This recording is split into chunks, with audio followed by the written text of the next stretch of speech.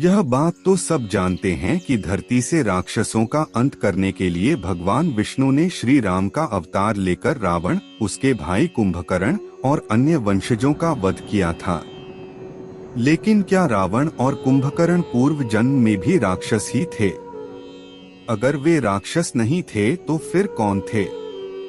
उन्होंने ऐसा क्या कर दिया कि उन्हें मुक्ति देने के लिए खुद भगवान विष्णु को भूलोक पर आना पड़ा?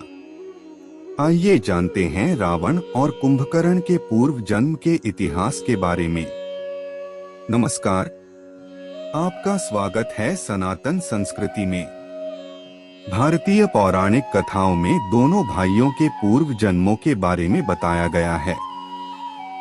पौराणिक कथाओं के अनुसार रावण भले ही लंका में राक्षसों का राजा और कुंभकर्ण उसका भाई था, लेकिन पूर्व जन्म में वे दोनों ही राक्षस नहीं थे। असल में वे भगवान विष्णु के धाम बैकुंठ लोक के द्वारपाल थे। उस समय उनका नाम जय और विजय हुआ करता था। कहा जाता है कि एक बार सनत कुमार, सनातन, सनंदन और सनत नाम के 4 मुनि भगवान विष्णु के दर्शन करने बैकुंठ लोक में पहुँचे। उन्होंने प्रभु के दर्शन करने के लिए धाम के अंदर जाने की कोशिश की तो दोनों द्वारपालों ने उन्हें रोक लिया। जय और विजय ने मुनियों से कहा कि अभी भगवान के विश्राम का समय है, इसलिए पहले उनसे अनुमति ले लें, उसके बाद आप उनके दर्शन कर लें। इस पर चारों मुनि कुपित हो गए।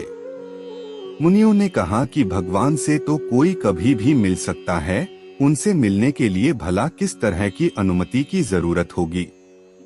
मुनियों के कहने के बावजूद जब दोनों द्वारपाल रास्ते से नहीं हटे तो कुपित मुनियों ने गुस्से में भरकर श्राप दिया कि तुम भले ही बैकुंठ लोक के द्वारपाल हो, लेकिन तुम्हारा आचरण राक्षसों जैसा है। इससे अच्छा है कि तुम राक्षस ही बन जाओ। मुनियों के श्राप से दोनों द्वारपाल घबरा गए और अपनी करनी के लिए क्षमा मांगने लगे। उनके लगातार क्षमा मांगने से मुनियों का हृदय पिघल गया और उन्होंने कहा कि हमारा श्राप खाली नहीं जा सकता, इसलिए अब तुम्हें 3 जन्मों तक राक्षस बनकर ही रहना होगा।